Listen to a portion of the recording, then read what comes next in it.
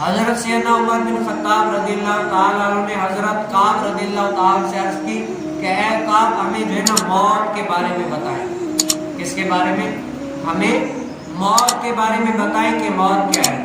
تو حضرت کعب رضی اللہ تعالیٰ عنہ فرماتے ہیں کہ اے عمر، موت ایک ایسی کانٹے دار ٹہنی ہے کہ اگر اس ٹہنی کی لپٹ میں کوئی گوشت وغیرہ جیسے ٹہنی کانٹے دار ہو اور اس کو پیٹ میں آدمی داخل کرے تو ہر کانٹا جو ہے نا اس گوشت میں چپک جائے۔ جیسے بیری کا درخت ہوگا، بیری ہے آپ نے دیکھا ہوگا، اگر اس سے کپڑے چپک جائیں تو وہ کپڑوں سے ایسے داغے نکل جاتے ہیں، یا اس پر اگر کپاس ڈالے پھر کھینچے تو اس کپاس کے چیتھڑے ہو جاتے ہیں۔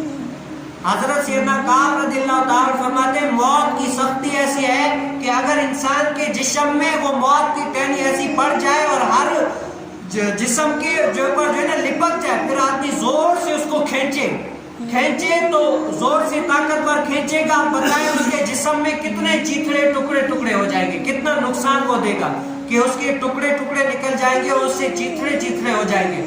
پھر آپ بتاؤ وہ بندہ ایسی سختی برداشت کر سکے گا یا نہیں کر سکے گا؟ یہ بندے کے اوپر ہے، آپ سوچ لیں۔ اور حالت تو یہ ہے انسان کی کہ اگر بندے کو ناخن میں بھی درد ہو نا، ناخن میں صرف درد ہو، انسان کے پورے جسم کو پتا چلتا ہے کہ میرے جسم میں درد ہے۔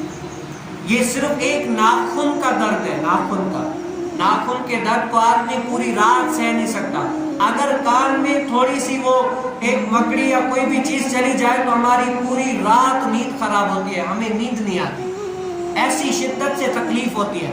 اگر ہمارے سر میں درد ہو تو ہم تب بھی جو ہے نا تکلیف سے بے چار ہو جاتے ہیں، ہمیں نیند نہیں آتی۔ یہ تکلیف اس برابر کچھ بھی تکلیف نہیں ہے، لیکن حضرت کعب رضی اللہ تعالیٰ فرماتے ہیں موت کی تکلیف ایسی ہے کہ ہر کوئی بندہ سہ ہی نہیں سکے۔